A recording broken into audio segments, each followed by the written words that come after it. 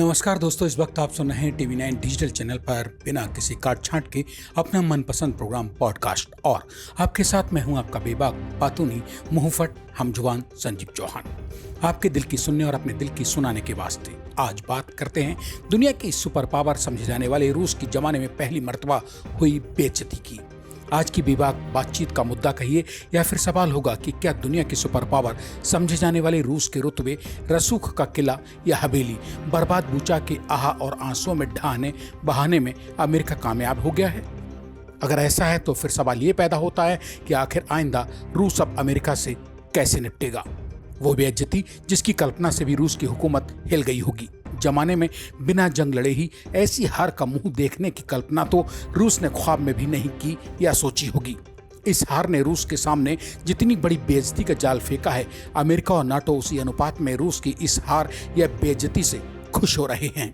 हाँ, रूस और अमेरिका के बीच छिड़े हार जीत के इस खतरनाक खेल में एक बार हिंदुस्तान ने फिर सबको चौंका दिया है, रूस के खिलाफ वोटिंग न करके। मतलब भारत ने बता दिया है कि वो रूस से जिगरी दोस्त की जीत या खुशी की खातिर अमेरिका को दुत्कार कर किसी भी कीमत या हद तक जाने में नहीं हिचकेगा।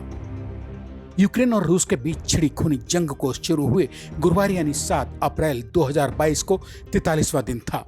रूस और यूक्रेन के बीच छिड़ी इस जंग में अपनी छत पर बैठकर तालियां बजाकर रूस और यूक्रेन की तबाही का तमाशा देख रहे नामुराद अमेरिका ने गुरुवार को फिर एक खतरनाक दांव खेल दिया। यूक्रेन के बूचा शहर की बर्बादी और वहां हुए नरसंहार का मामला लेकर घाघ अमेरिका संयुक्त राष्ट्र महासभा यानी यूनाइटेड नेशंस जनरल असेंबली में जा गिरा। इस जिद को पूरा कराने के लिए कि रूसी सेना ने जिस डरावने तरीके से यूक्रेन के शहर बूचा को बर्बाद किया है, वहां नरसंहार का तांडव मचाया है, लिहाजा ऐसे में अब रूस को संयुक्त राष्ट्र महासभा में यूएनएचआरसी का सदस्य रहने का कोई अधिकार बाकी नहीं बचा है।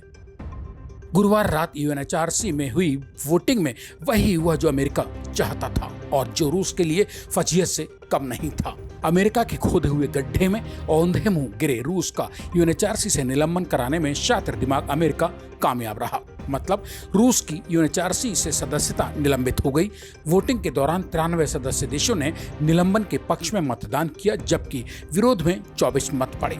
हालांकि हिंदुस्तान सहित 58 देशों ने मतदान से खुद को बाहर या कहिए दूर रखा।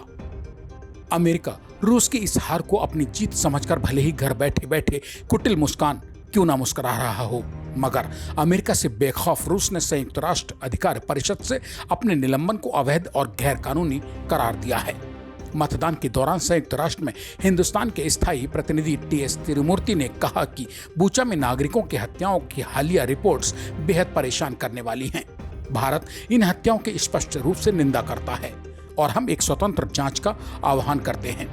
जबकि संयुक्त राष्ट्र महासभा में रूस के प्रतिनिधि ने कहा कि हम इस मसौदा प्रस्ताव को मतदान के लिए रखना चाहते हैं और यहाँ उपस्थित सभी लोगों से वास्तव में आपके फैसले पर विचार करने और पश्चिमी देशों और उनके सहयोगियों द्वारा मौजूदा मानवाधिकार वास्तुकला को नष्ट करने के प्रयास के खिलाफ मतदान करने का भी आह्वान करना चाहते हैं।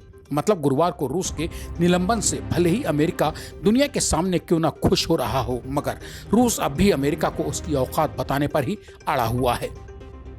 यूक्रेन और रूस की बर्बादी के बीच आनंद का अनुभव कर रहे अमेरिका और नाटो की संदिग्ध भूमिका का पॉडकास्ट की इस कड़ी में जिक्र करने के वक्त बताने को तो और भी बहुत कुछ है।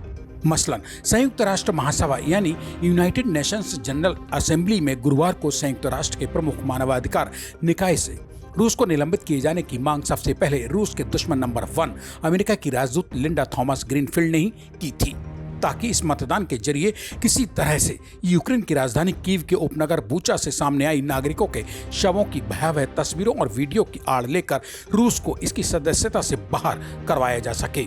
संयुक्त राष्ट्र में अमेरिका की राजदूत लिंडा थॉमस ग्रीनफील्ड ने रूस को 47 सदस्यीय मानवाधिकार परिषद से हटाने के लिए कई दिन से एड़ी चोटी का जोर लगा रखा था, जिसमें अमेरिका गुरुवार की रात कामयाब हो गया।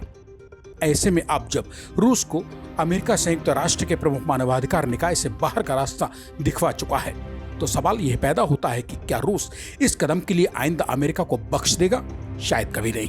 अभी रूस की सबसे बड़ी मजबूरी यह है कि वो अमेरिका से उलझे या फिर पहले 43-44 दिन से जंग में जूझ रहे यूक्रेन को उससे निपटे।